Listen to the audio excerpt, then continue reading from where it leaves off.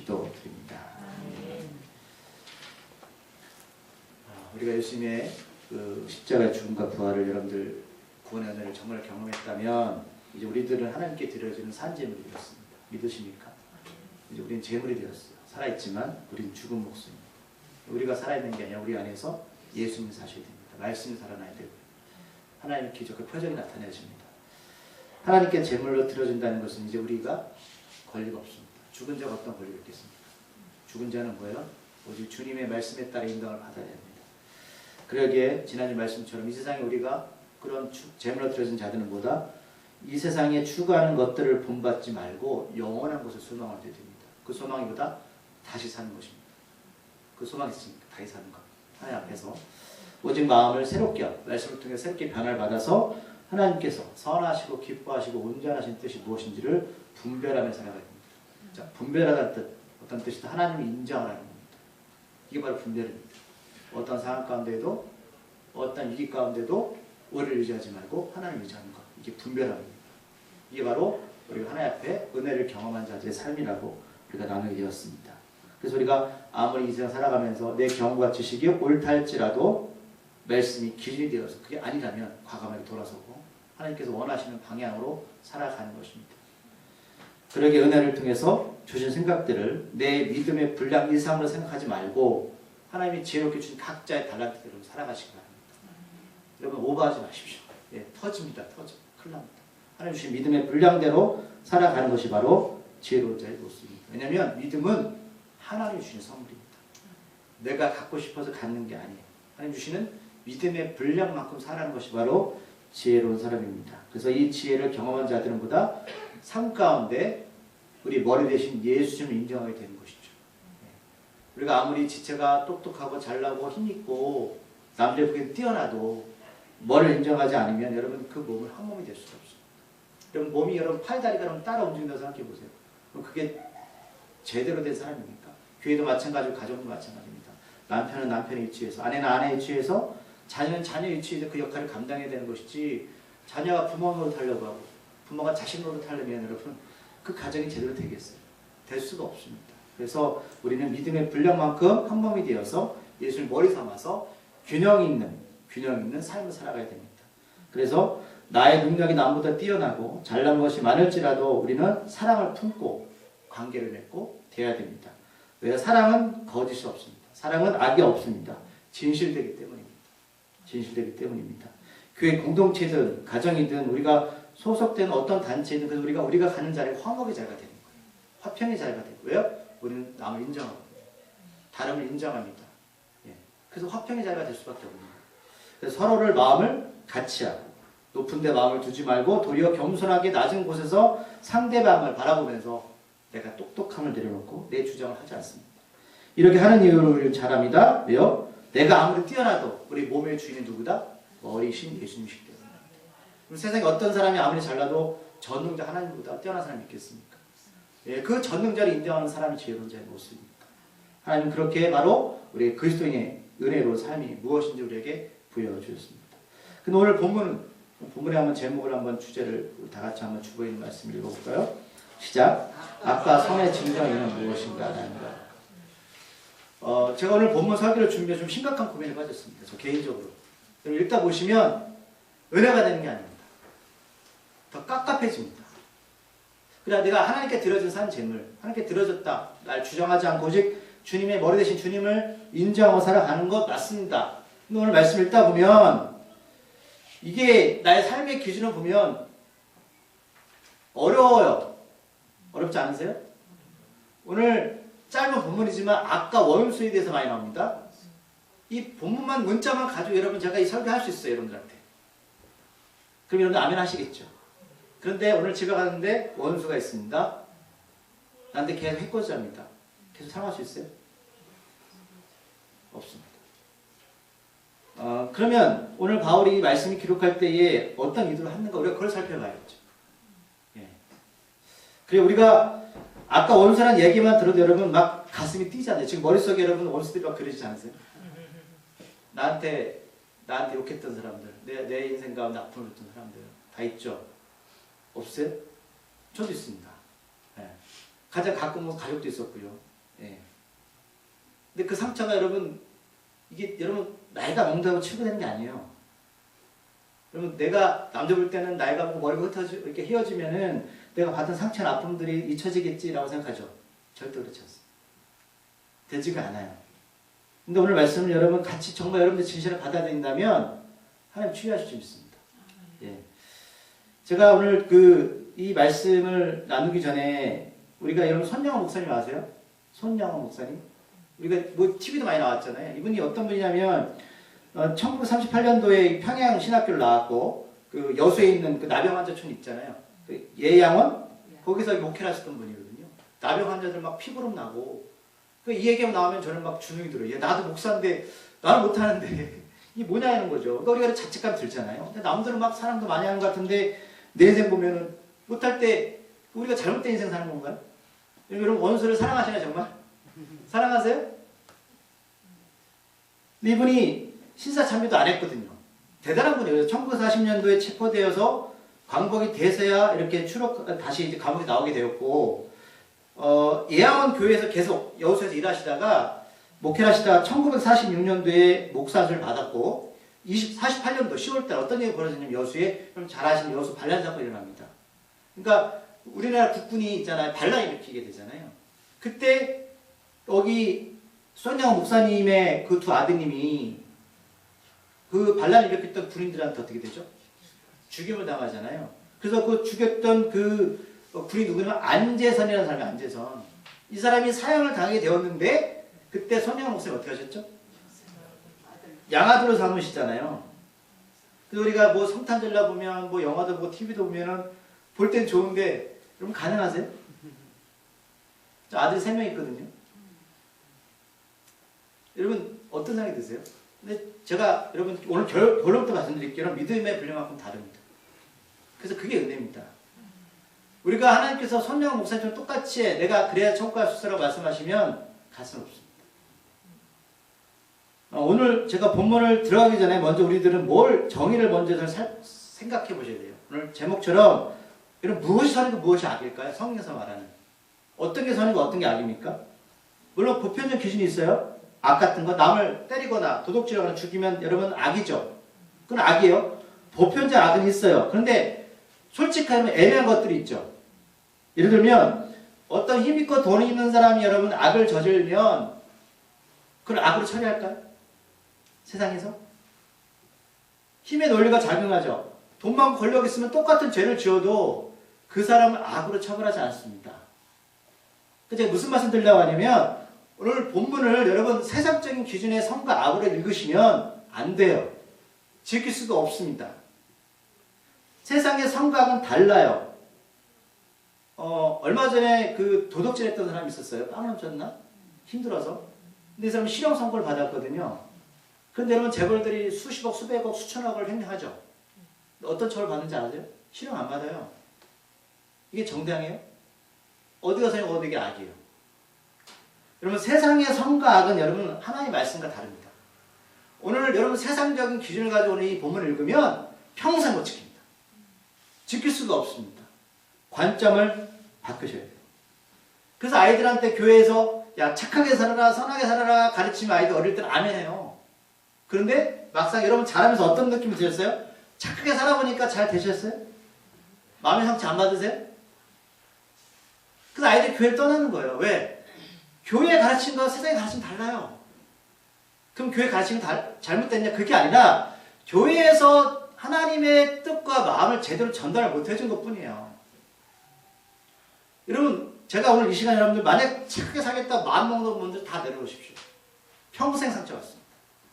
안 돼요.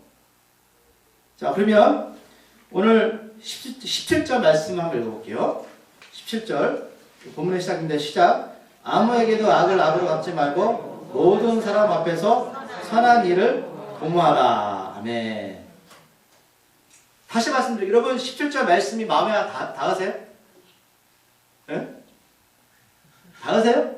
아니잖아요. 아니잖아요. 다시 제가 말씀드릴게요. 지금 이 말씀을 읽을 때 여러분 세상의 기준으로 이 말씀을 읽으시면 안 돼요. 내 기준으로 보시면 안 돼요. 하나님의 선과 악의 기준을 보셔야 돼요. 그이 말씀이 이해가 될 수 있는 겁니다. 분명히 앞에서 보편적인 사람이 느끼는 성각에 말씀드렸죠. 그렇죠? 제가 이제 예를 들어 드릴게요. 우리가 로마서를 계속 읽지만 어떤 사람이 예수 영접하지 않고요. 예수 모르고 세상에서 착한 일 많이 한 사람이 있어요. 근데 자신의 일을 내세우면서 정말 착하게 살았어요. 한 번도 남 해코지 한 적도 없고 자기 재산 다 팔아서 어려운 사람 도왔어요. 이런 사람이 있습니다. 그러면 우리가 로마서를 쭉 읽었지만 나눴지만 이 사람 하나님 나라 들어갈 수 있습니까? 없습니까? 없죠. 이거는 세상의 기준이에요? 아니면 지금 우리 교회 기준이에요? 성경 기준이에요? 성경 기준이죠.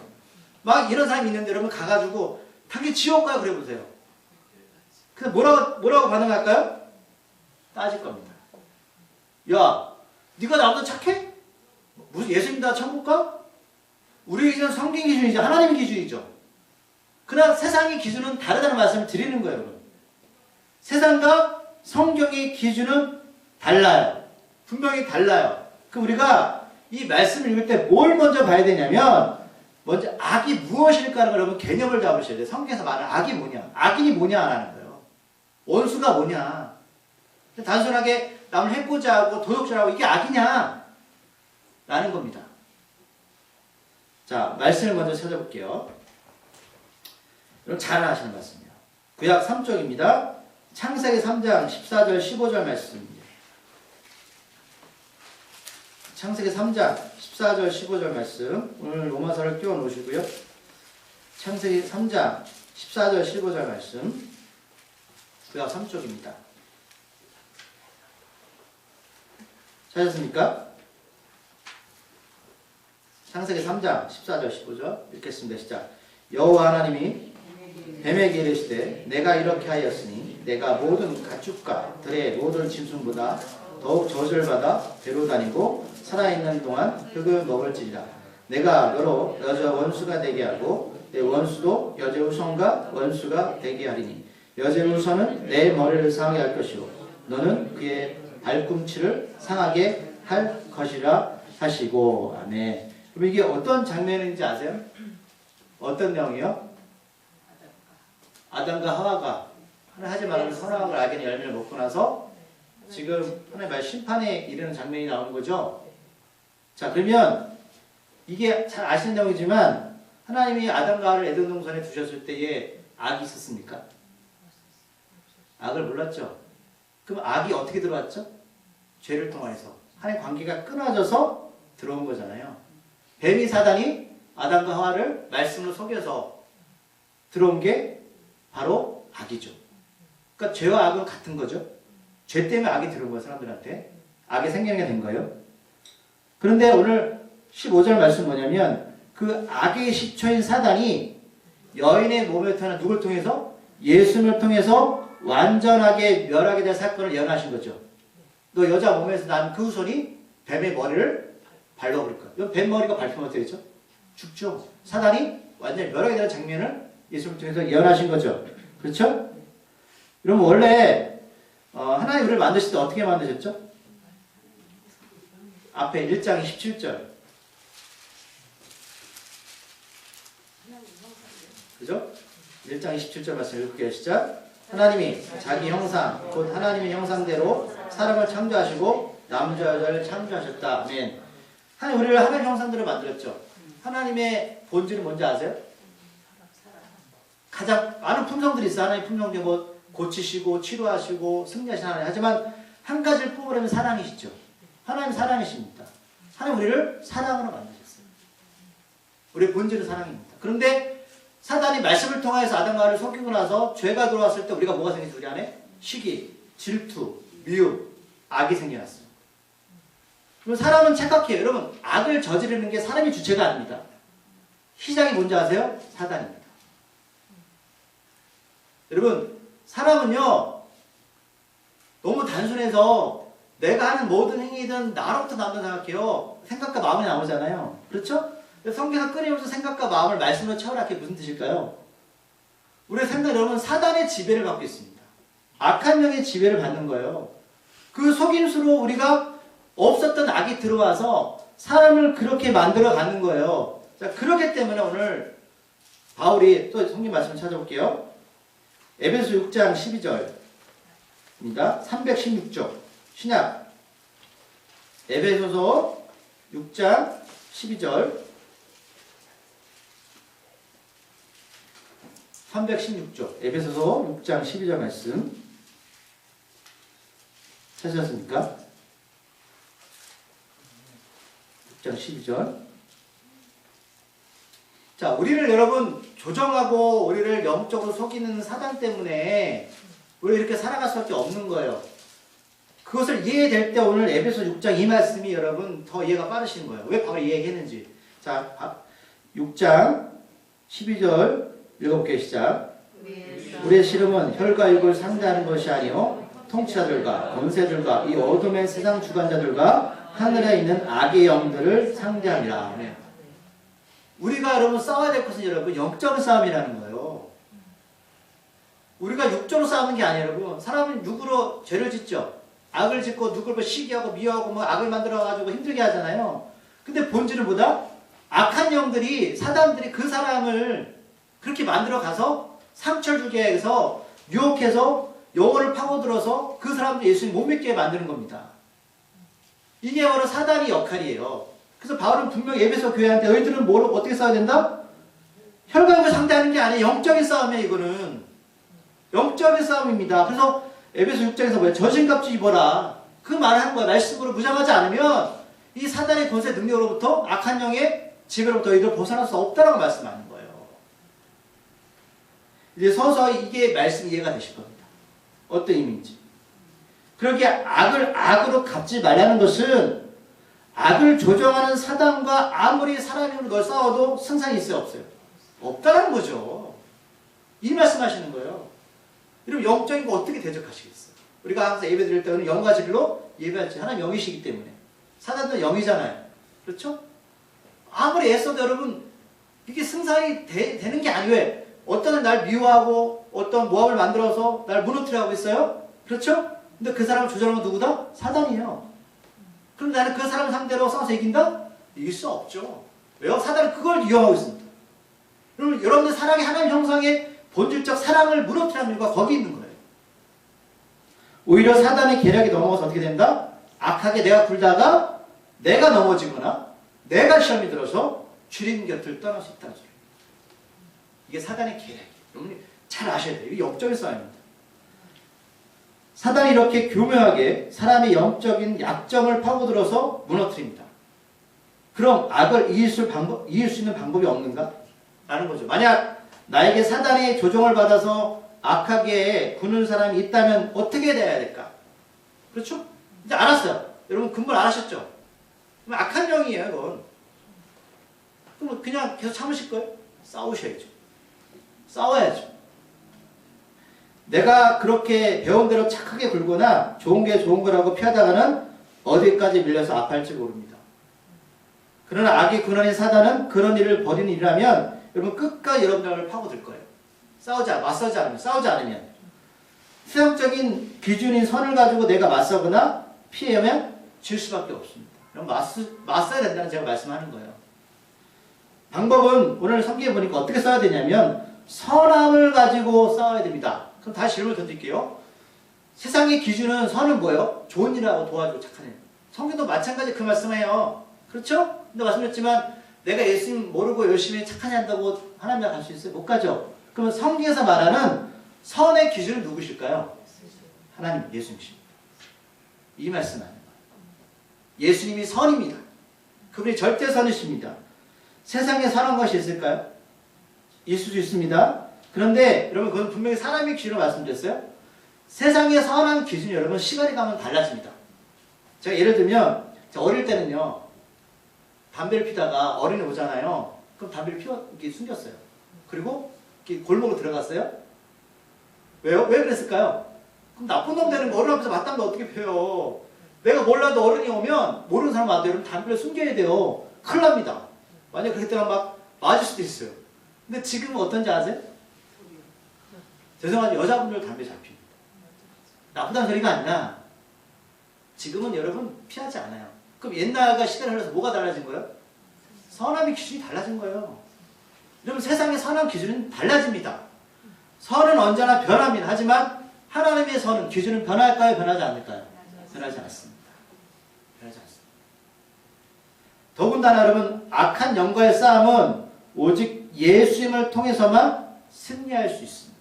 그럼 이걸 개념에 놓으셔야 돼요. 이 선과 악은 여러분 사람의 기준이 아니에요.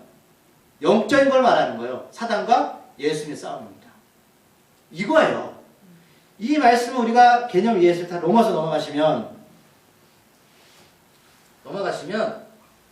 18절 말씀부터 이해가 되는 겁니다. 18절 말씀 읽어볼게요. 시작. 할 수 있거든 너희로서는 모든 사람과 더불어 화목하라. 아멘.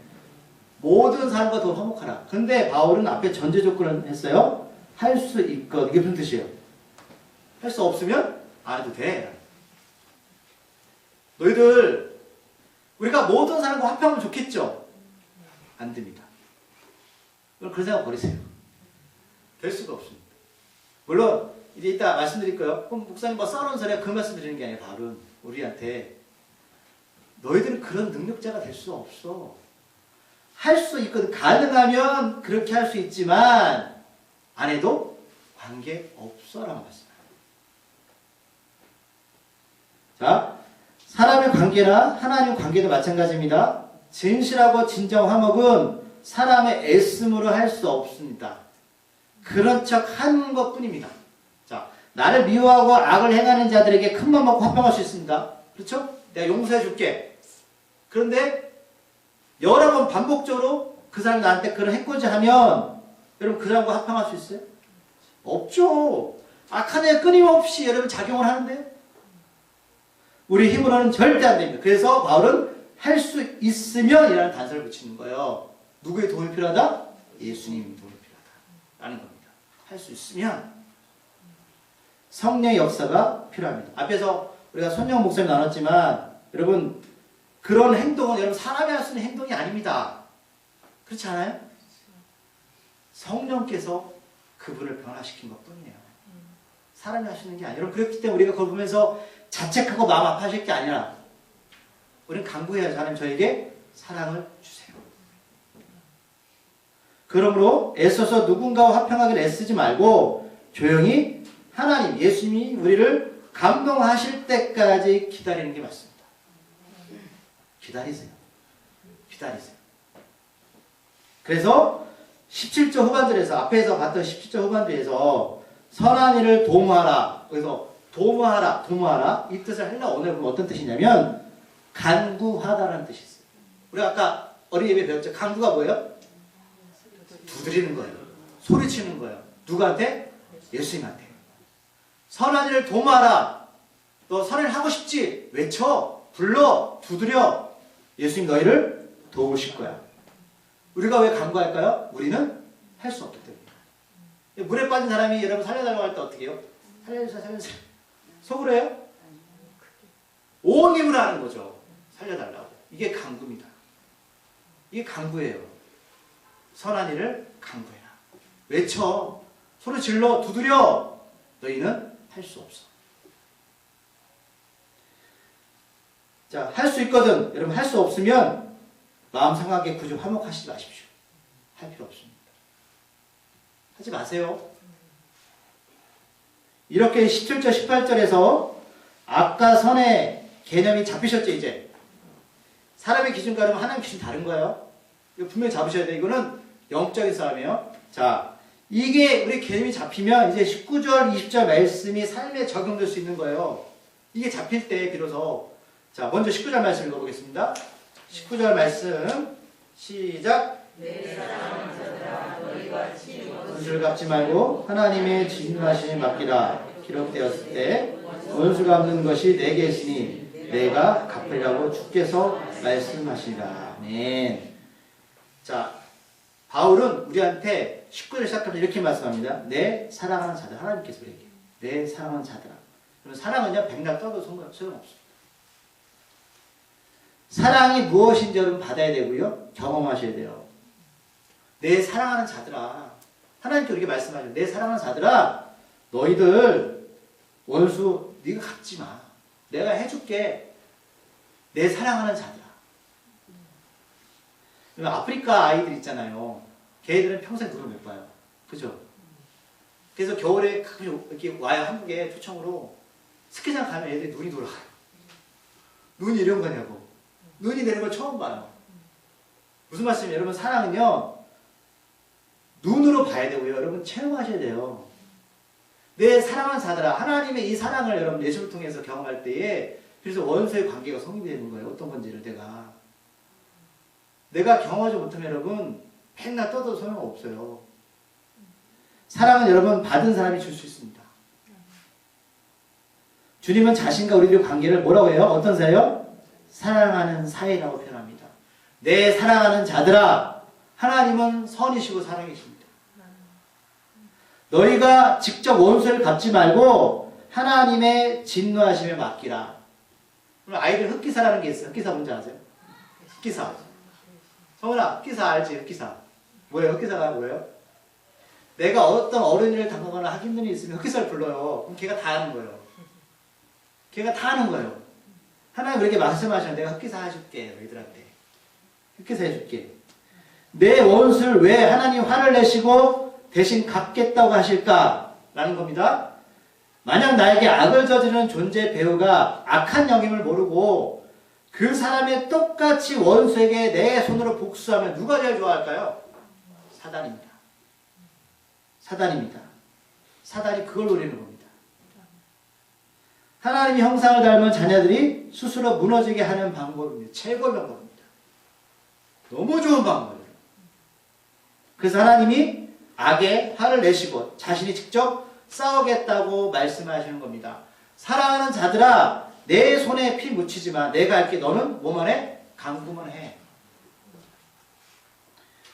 오늘 19절 후반절에 보면 신명기 32장 35절 말씀을 바울이 인용하거든요. 왜 이 말씀을 인용했을까요? 자, 찾아볼게요. 이 19절 이 원수 갚는 것이 내게 있으니 이 말씀은 신명기 32장 35절 말씀 인용한 말씀이에요. 이 말씀을 읽으시면 더 확신이 되실 거예요. 자, 신명기 32장 35절 말씀입니다. 찾아볼게요. 창철 내문신 구하기는 신명기 32장 35절 말씀은 오늘 로마서 19장 후반절에 이걸 인용한 말씀입니다. 신명기 32장 35절. 찾으셨습니까? 천천히 찾으세요. 로마서를 끼워놓으시고. 자, 읽겠습니다. 시작. 그들이 실족할 그때에 내가 보복하리라. 그들이 환난 날이 가까우니 그들에게 닥칠 그 일이 속히 오리라. 이 말씀을 바울이 로마서 12장 19절 후반절에 인용한 거예요. 그러니까 의도가 있는 거죠. 이 구약 말씀 왜 인용했을까? 그러니까 오늘 신명기 배경이 중요해요. 자, 하나님의 자녀들이 이스라엘 백성들을 농욕하고 악을 행하는 원수들이 있었습니다. 근데 이 원수들을 하나님이 직접 개입하신다는 뜻이에요. 근데 이 개입은 오늘 하나님께서 그 악한 일을 하는 그 주변의 우상 국가들에게 하시는 말씀이 아니라 여러분 그 국가 민족들은 뒤에서 누가 어떤 이들이 그 일을 시키는지 아세요? 거짓 우상들입니다. 하나님이 그 탑이 저기 있는 거예요. 신명기 말씀이 최종적으로 하나님 누굴 손대시겠다? 우상들한테. 우상들이 누구요? 사단입니다. 하나님이 그 사람들을 하나님이 치시겠다는 말씀이에요. 영적인 싸움을 말씀하시는 거죠. 그 말씀은 로마서 여기에 19장 후반절에 원수 갚는 것이 내게 있으니 내게 갚으리라고 주께서 말씀하신 이 뜻을 말씀하십니다. 인용한 거예요. 그건 영적인 싸움이다 라는 겁니다. 그래서 1절에 보면 마지막 한 줄 더 남았는데 이것도 인용한 말씀이요. 악한 영에 의해 조종당하는 원수가 줄이고 목이 마르면 먹을 것을 주고 마시게 할 수 있는 것은 뭐가 그렇게 할 수 있죠? 여러분 내 원수가 있어요. 원수 악한 영의 그 배우 조전을 말씀드렸죠. 그 원수가 줄이거든 먹이고 목마르거든 마시게 하라. 우리가 이거 어떻게 할 수 있어요? 그죠? 사랑이 있기 때문에 하는 거예요. 예수님 사랑이. 그런데 줄이고 목마른다는 여러분 단순하게 그 사람한테 배고프고 목마르니까 먹을 걸 준다는 의미를 더 확대하면 그건 생명입니다. 복음을 전해주라는 거예요. 왜요? 그들은 악한 영의 지배를 받고 있다는 소리예요. 이게 잠언에 있는 말씀 인용한 거거든요. 단순하게 그 사람 배고프니까 목마르니까 먹을 것이 끝나는 게 아니라 우리가 누굴 전도할 때 그들을 도와주는 것은 여러분 단순하게 뭘 주는 게 아니에요. 바로 생명이 복음을 전하는 겁니다. 그래서 20절 후반절에 그리함으로 내가 숯불을 그 머리에 쌓아놓으리라. 이게 어떤 뜻이냐면 자 이렇게 될 때에 우리가 복음을 전하게 되면 변하지 않을 것 같은 그 원수들이 있잖아요. 머리에 숯불을 쌓아두는 게 여러분 머리에 숯불을 쌓아두면 어떻게 될까요? 뜨겁죠? 뜨거울 거 아니에요. 난리가 나겠죠? 그렇죠? 뜨거운 고통들이 원수들에게 임하게 될지 모르겠지만 그들 회개의 길로 돌아선다는 뜻이에요. 우리가 그들에게 먹을 것을 주고 마실 걸 채워줬을 때 단순하게 여러분 육신의 안위를 주는 게 아니라 복음을 전했을 때 그들을 조작하고 악한 영에 시험하는 그들에게 어떻게 해요? 회개, 부끄러움에 돌아오게 하는 역사가 일어난다는 말씀이 20절 말씀이에요. 그래서 우리가 원수를 어떻게 해요? 사랑할 수 있는 거예요. 그들의 잘못이 아니에요. 그래서 21절 말씀, 마지막 말씀 읽겠습니다. 시작. 악에게 지지 말고 선으로 악을 이기라. 이거를 다르게 말하면 사단, 마귀에게 지지 말고 예수를 통해서 악을 이기십시오. 이 말씀입니다. 이제 이 말씀이 여러분 삶에 적용이 되실 거예요. 적용이 되실 거예요. 저거는 저 사람의 뜻이 아니구나. 악한 영의 조정이고 나를 무너뜨려 하는구나. 나는 그들에게 예수를 전해야 됩니다. 생명의 복음을. 그럴 때 그가 회개하고 부끄러워 돌아온다는 뜻이죠. 여러분 이제 더 이상 착하게 살지 마십시오. 고정관념 벗어나세요. 착하게 살지 마세요. 여러분 이제 더 이상 아픔이나 상처를 숨기면서 벌벌 떨지 마십시오. 화가 나면 화를 내시고 아프면 아프다고 당당하게 말하십시오. 누군가를 용서하고 사랑할 수 있는 것은 우리 힘이다? 힘으로 절대 할 수 없습니다. 성령께서 우리를 변화시키셔야 돼요. 내 안에 풀리지 않는 사랑을 어떻게 여러분 사랑을 할 수 있어요? 내가 하나님 관계가 안 풀려 있는데 어떻게 사랑이 나가겠어요? 안 돼요. 말씀을 정리합니다. 예수님의 십자가의 죽음과 부활이 사랑을 통해서 오직 성령께서 우리들의 마음과 생각을 움직이시고 바꾸셔야 합니다. 악은 사람이 아니라 악한 영, 마귀, 사단이 그 뒤에서 조정하고 있는 것입니다. 예수님 여러분 3년 동안 공생하실 때 무슨 일 하셨죠? 귀신 쫓아내신 거예요. 그럼 귀신 이야기가 많이 나오죠. 왜 그럴까요? 단순히 육체적인 질병 고치는 건 아니에요. 맞아요. 사단의 권세로부터 벗어나게 하시는 겁니다. 하나님 나라 확장하시는 거예요. 예. 그래서 귀신을 쫓아내시는 겁니다. 그 사람 단순히 병 고치셨다? 아니라니까요. 악한 영을 쫓아내고 하나님 나라가 임하고 회복의 역사가 일어나는 겁니다. 그러기에 절대선인 예수님을 사단은 이길 수가 없습니다. 여자의 후손 예수님이 이 땅에 오셔서 십자가에서 죽으신 줄 알았는데 다시 사셨죠? 창세기 말씀이 이루어졌습니다. 뱀의 머리를 완전히 밟아버렸습니다. 여러분 이미 싸움 끝났습니다. 끝났어요. 주님이 이기셨습니다. 그래서 우리가 21절 말씀을 이룰 수가 있습니다. 악에게 지지 말고 선으로 악을 이길 수 있습니다. 있습니다. 좀 당당히 말씀드릴 수 있어요? 있습니다. 네. 있어요. 정말이에요. 있어요. 그런데 포인트보다 하나님 관계가 먼저 사랑으로 맺고 나서 하나님께서 그 일을 하셔야 돼요. 나를 통해 능력이 나타나서 영적인 싸움에서 하나님이 짓눌러 버려야죠. 악을. 그래 이길 수 있는 거예요. 네. 자꾸만 혈기로 싸우지 마세요. 안 돼요. 끝나지 않습니다. 이서. 말씀을 붙잡고 한 주간 사시기를 소망합니다. 아멘. 하나님 오늘 우리가 악에게 지지 말고 선으로 이기라는 말씀이 그냥 지나가는 말씀인 줄 알았는데 이제는 우리가 성경의 하나님의 뜻을 알게 되었습니다. 예수님을 품고 사랑을 품고 나갑니다. 그를 해코지 하고 악하게 보는 이들은 그들을 조종하는 악한 영의 배경이 있다는 것을 알게 되었습니다. 이제는 예수님 이름으로 보혈의 능력으로 싸워 이기게 하여 주시옵소서. 복음을 전하게 해 주시옵소서. 생명을 구원하게 하여 주시옵소서. 예수님의 이름으로 기도드립니다.